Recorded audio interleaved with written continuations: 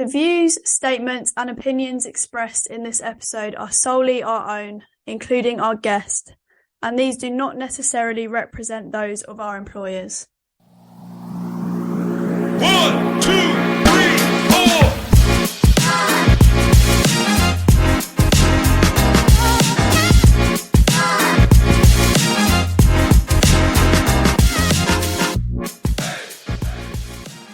Hi, I'm Georgie. And I'm Vijitharan. Welcome to our podcast, Diversity and Inclusion, Satisfying the Tick Box. In today's episode, we're going to cover the toll of disrupting EDI and owning your past and crafting the future. I'd like to welcome a very special guest on our episode today, Dr. Shivani Sharma, who is a champion of inclusive behaviour change and the head of psychology, sport and geography at a university in the UK, and soon to be moving into a bigger role for people, culture and inclusion. Welcome, Shivani. Can you give us a quick introduction to yourself?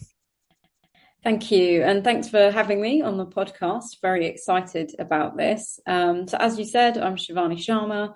I'm a psychologist by background. I did my PhD in autism research, and I've since pursued a career in academic management in higher education. So quite a varied role, looking after a range of different disciplines. So people, culture, inclusion is a big part of that. As well as that, this is a theme that runs really strongly in my research in psychology, which is all about representing a wider range of voices in health research so that the impact of our work is felt by a broader range of communities. Thank you and welcome to our podcast. And you said PhD. Have you always wanted to do a PhD? Actually, it's something that happened to me quite by chance.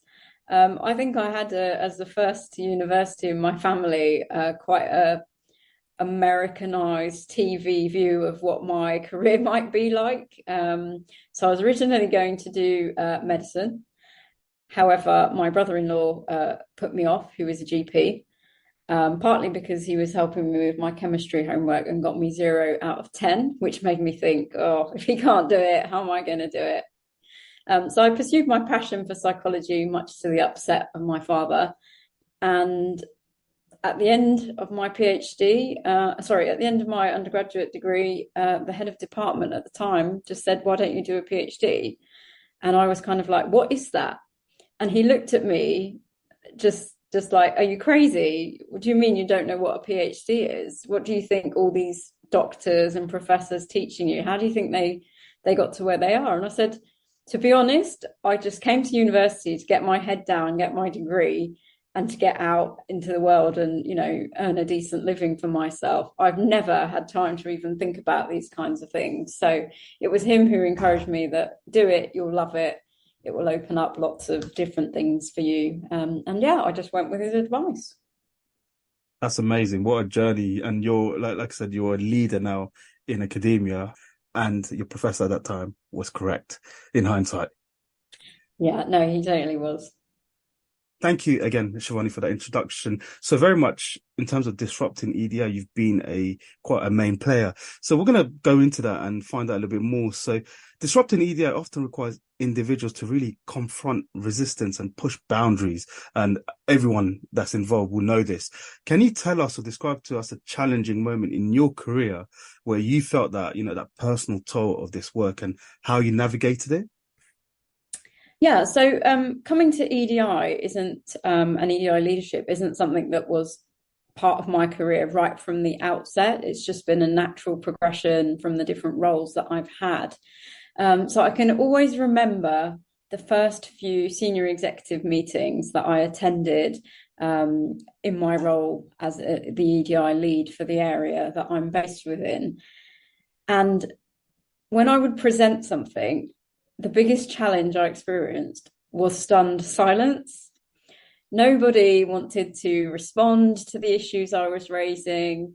And I'd often go away from the meetings thinking, is this because I've got it absolutely nailed and I'm talking complete sense? Or is it because I'm a relatively young academic Asian, female. At that time, I'd recently returned from work from maternity leave as well. So I was like, or is it my attributes that makes it difficult for people to challenge back?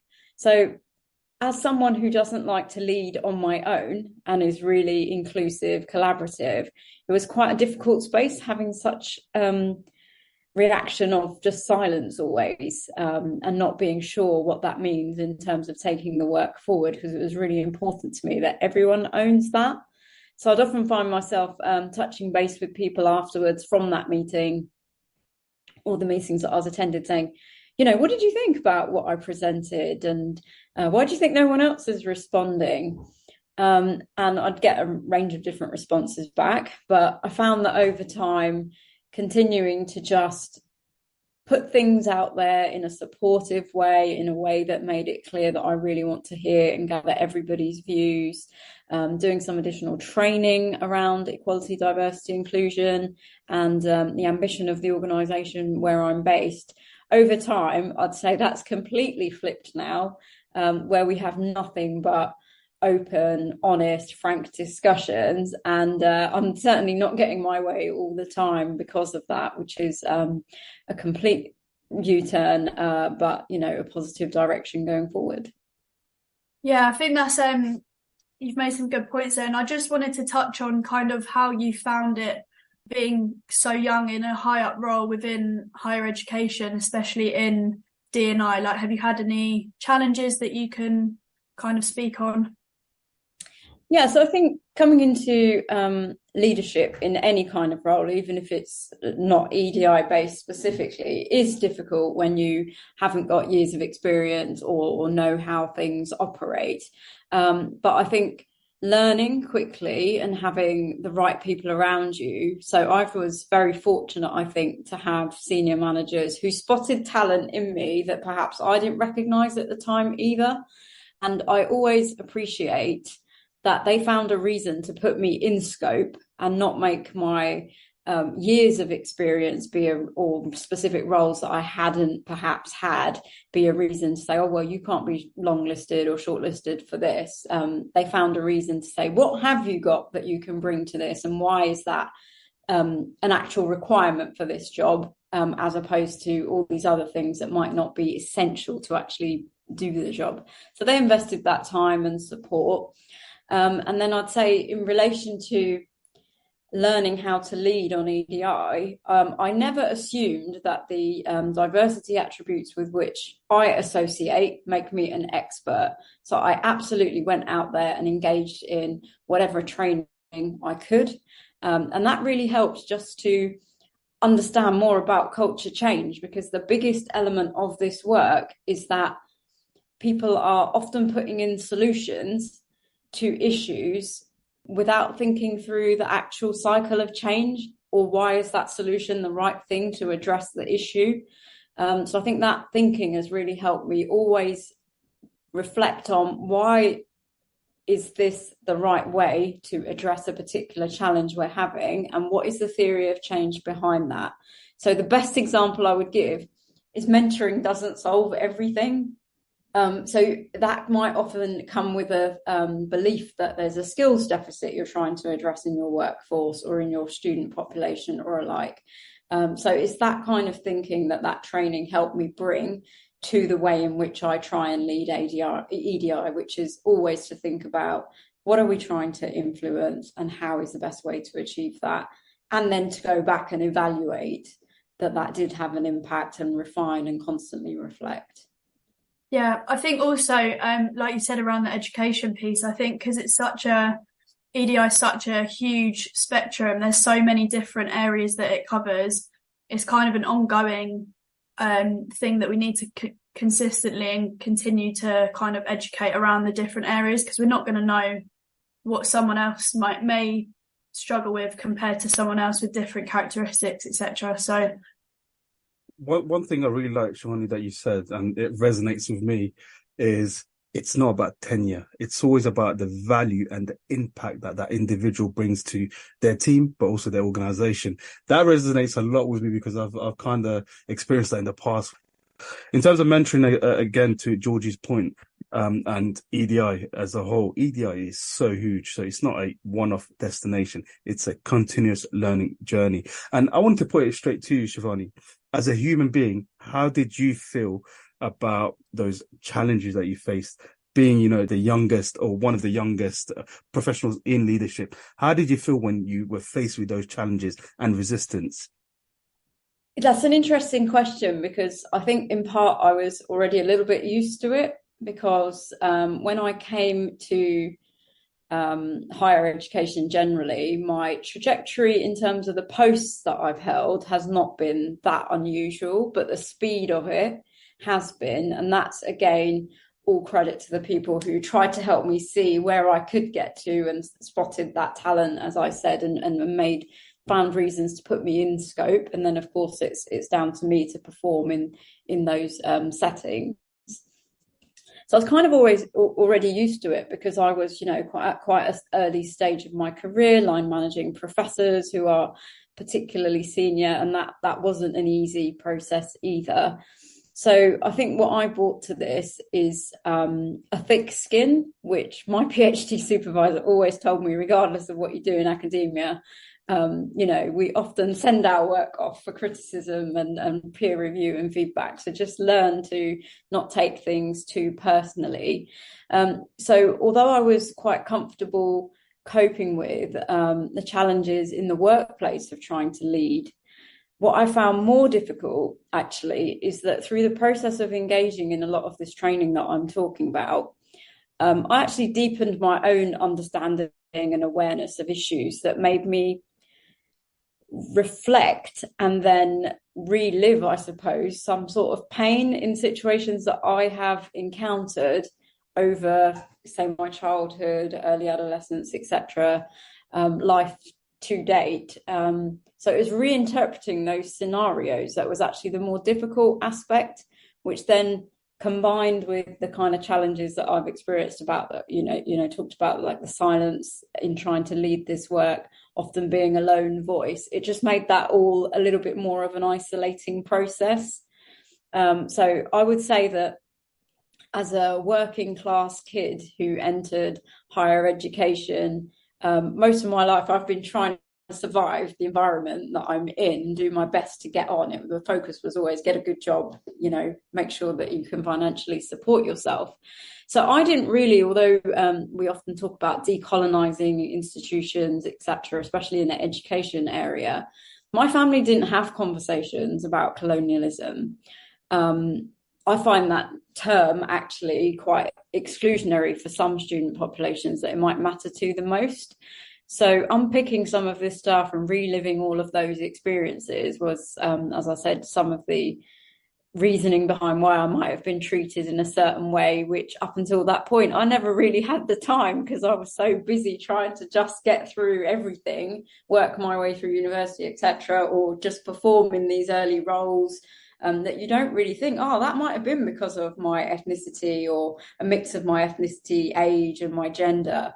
So that was really, really difficult. Yeah, definitely. And I think it would be really great if you've kind of got any advice to the audience or anyone that's kind of battling with biases, things like that, from your own experience, if you've got any kind of advice on how to move through that and keep going, essentially. I think having a space that is safe where you can offload is really important.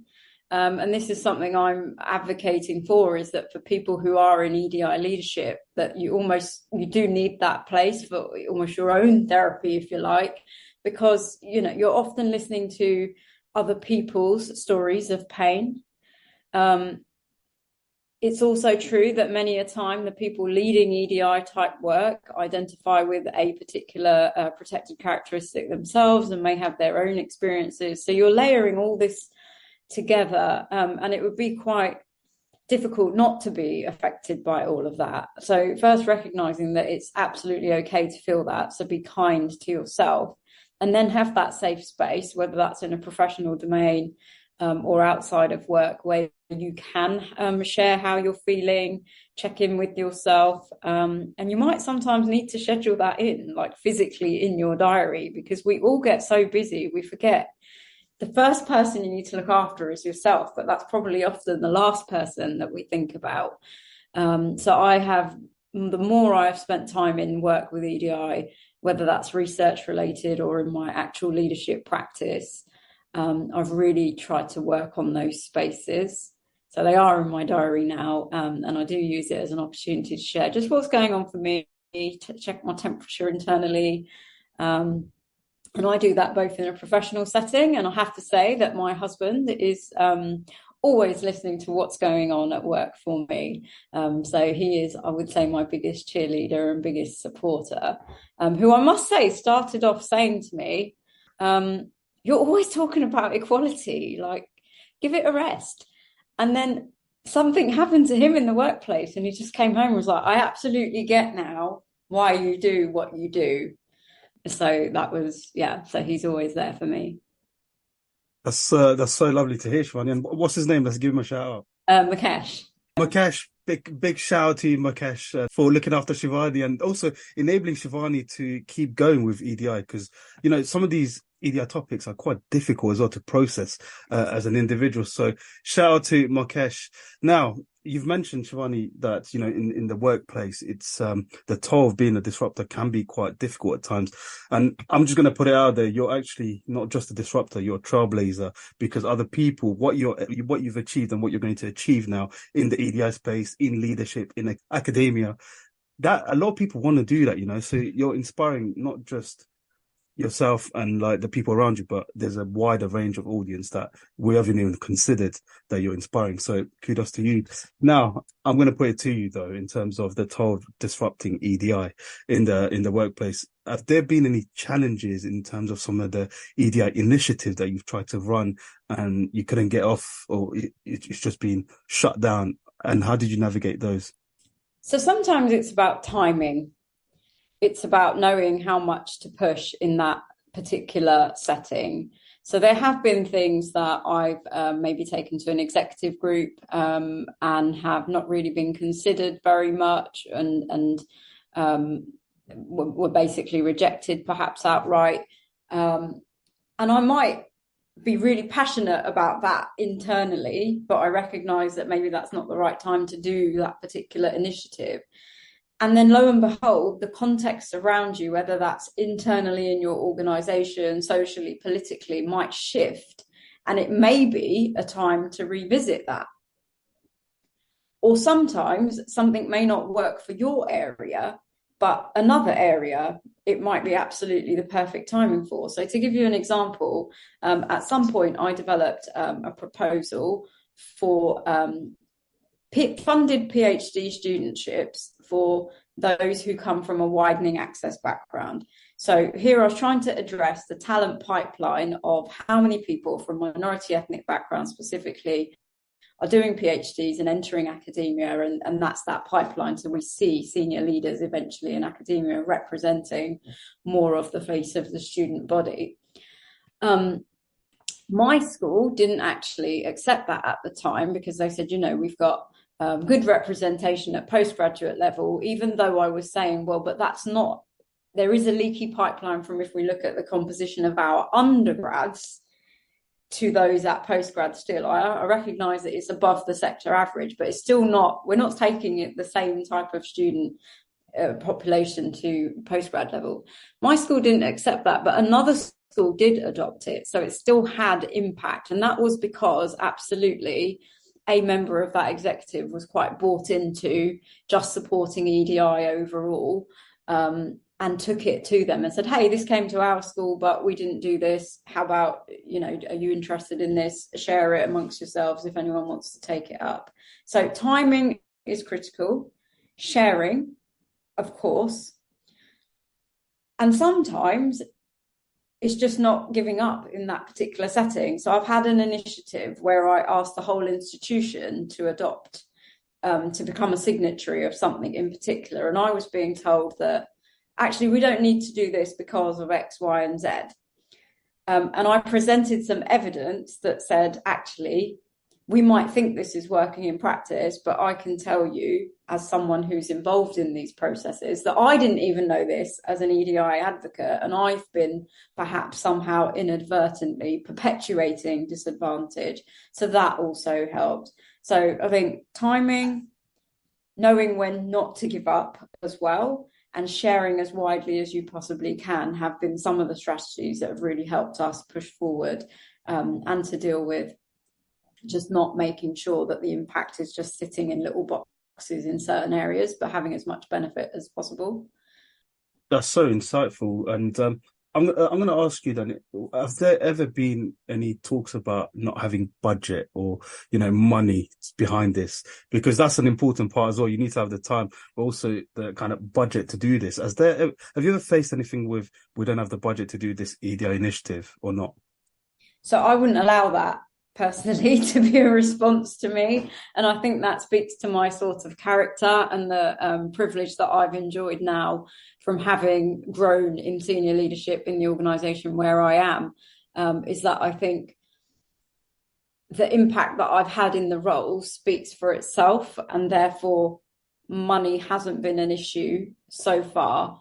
In terms of the support that we've wanted to put in place for staff. And I think that's because the strategy was absolutely clear, like the moral imperative to do something, the business incentive to do something, which is talked about a lot in the EDI space, but making sure that everybody understands that as a window and insight into a range of disadvantages and where the organisation is trying to get to, and then not paying lip service to that. So if we want to make a difference here, we're going to have to invest. So whether that investment was in my post actually, or a budget, I've always, gone back and said, actually, I need more, and pretty good at convincing everybody that EDI is all of our businesses. So even if the EDI budget was ever struggling, I've been able to go to others and say, well, I think you own a piece of this pie too. So let's pool our resources together. And that's where I think that collective power, collective buy-in to this is really important. So touch wood, for me, money hasn't been an issue so far. But I am aware that it is an issue for many others, that EDI budgets are the first to go. There's lots of talk in different sectors as well, isn't there, about let's cut the EDI posts. Everybody should be doing EDI. But my response to that would be, if everybody was doing it and doing it well, we wouldn't be having the nature of conversations that we are in society at the moment. Yeah.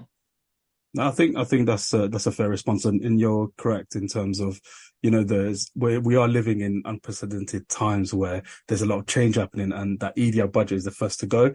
So it's like, if that goes, how does that impact the workplace? And let's put it to you then, in terms of EDI, what does that bring to academia, to universities in the UK? What is the advantage of having EDI incorporated in different elements of academia? It's a worldview, essentially. We live in a globalized world, especially if we can say post-pandemic now. We're so connected with technology to people all around the world that I think it's important to have an understanding of different cultures, different heritage, different perspective on the world, essentially. But certainly as somebody based in a science discipline, I think the benefit in academia of diversity in staff, in students, and in what we teach and how we do research is that it means that our science works better for society. And that must be the ultimate aim. So I think that is really more on the moral imperative side rather than the business case only, that science should work for everybody. Everyone should have a broad lens. Everybody should be aware of blind spots. You might not, of course, understand what you don't know, but being aware that there will be other perspectives, and this is why it's good to be inclusive and to think about inclusion from lots of different ways. So in research, for example, it's not just about making sure that you include different voices of patients, for example, in my context. It's about the whole process of who's set those research questions, who's helping supervise the research and that it achieves its aims, to who's participating and how it's being disseminated to the public. So I think that whole cycle approach and whole diversity in every single element really brings that we can have the biggest impact in society. Yeah, definitely. And I think it's from all the kind of research that you've done and all your experiences, it would be good to kind of understand, in your opinion, for organisations that are seeking to kind of promote diversity and inclusion, what kind of actionable steps do you think they can kind of take to empower their workforce? Strategy. I think knowing where you want to get to and having a genuine conviction to it, and not just issuing statements that are, essentially meaningless. Yeah. And I would always say, where people have spoken to me about, well, what do you think about sector X is getting rid of, or saying they're going to get rid of EDI posts, or can you help person Y who's, doing EDI in their organisation? I think it's really important to understand that we need to invest in this area, and we need to invest at the right level, because even saying, okay, I'm going to put EDI posts in and they're all the lowest paid jobs around in your sector is not a good place to be, because it devalues actually how much you need to know about people, change management. All of these things are actually quite high level skills. So I'd say the first thing an organization needs to do is recognize that it's a skill set and get the right people in. And this may sound controversial, but that doesn't always mean just getting a person who is visibly diverse in some way, shape or form, because you may not have the theoretical underpinning or the actual skill set to lead that. Lived experience is really important, but when you're driving change and coming up against such resistance in some contexts, it's also important to have the underpinning skills or a commitment to invest in those, to make sure that you've got the right person to help or enable a bigger team around them and a bigger cultural shift towards that. So I think that's the first and most critical thing. And then I think having those safe spaces is what's really, from my experience, helped. You don't need to write the strategy and the action plan yourself. Get your community of people to help shape that. So I'm really, really an advocate in my research and practice for co-production or co-creation, because no one person is going to have all solutions, and it's not going to just take one fix. Essentially, it's going to take a lot of sustained effort, and I think lots of different people together will bring that mix of how could we approach this in so many different ways. Agreed, in terms of different people, different perspectives, different ideas, and that fosters creativity and innovation to problem solving, for example. And Shivani, you mentioned people, the word people there, and I think that stood out for me quite boldly. So as a leader in academia and healthcare, how do you encourage your colleagues and team members to really embrace their unique backgrounds and experiences to foster that environment where everyone feels comfortable and safe in who they are and who they can be? So first and foremost, I think in teaching, everybody has an opportunity to bring some aspect of themselves authentically into that space, whether it's recalling stories, whether it's bringing so I often bring my cultural heritage into the teaching sessions that I do with students. In fact, straight after this, I'm going on to teach about mental health across cultures, and so that's a really important way. In the workplace, we also make it absolutely clear that we want to learn about and celebrate our diversity, and we provide spaces to do that. It's not something that staff are expected to do just out of hours. It's actively built into the everyday schedule. And there's always a host of different ways in which people can engage. And I think opening up that opportunity to learn about lots of difference in society is really helpful, actually, because people always come away from that energized. They've taken something, they've learned something, and that, I think, has been a really powerful vehicle. It's about people, it's about connection, it's about togetherness, and not having a narrow vision towards your everyday work, your practice.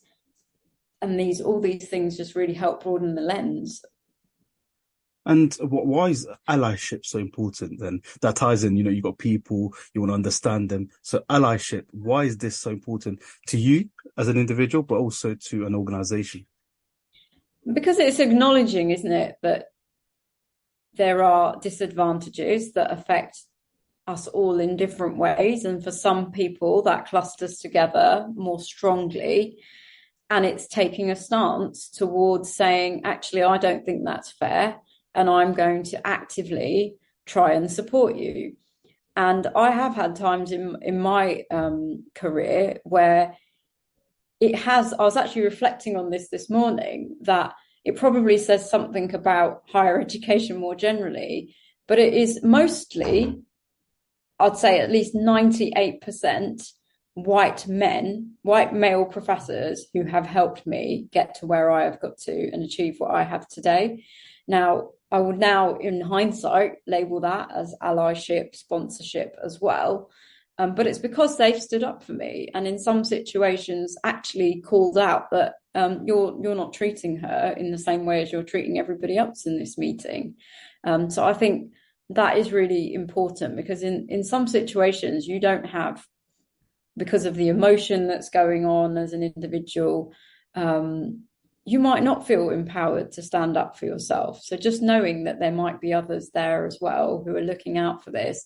And allyship is not only about, intervention as a bystander. It's about, in every situation, you're committing to bringing a different lens to make sure that the decisions being made in an organisation have the best, have all the people at its heart, not just a select few. Yeah, I think it's also with allyship, it's understanding your privilege as well. So people that can be allies, they need to kind of understand where their position is and the privilege that they have in order to help some people that might need it a little bit more. So yeah, 100% agree with that. So we always end our episodes with a key takeaway. So what would your kind of key takeaway be for our listeners? So thinking about who might be listening to this podcast, you might be someone who's interested because you want to pursue a career as a leader in the space of EDI or people, culture, inclusion type remit, or because you want some hope as someone affected by the kinds of issues that are being discussed, that the future might be different. So certainly for the leaders out there or future leaders out there, I'd say get comfortable with being uncomfortable, because this is not an easy space to work in. There will be challenges, practical challenges, emotional challenges, all the kinds of things that we've already picked up on. But I think what you need to do is to always not follow the path of least resistance, understand why you're doing what you're doing. Most people will come to that because they get a personal joy, sense of accomplishment for trying to disrupt the system.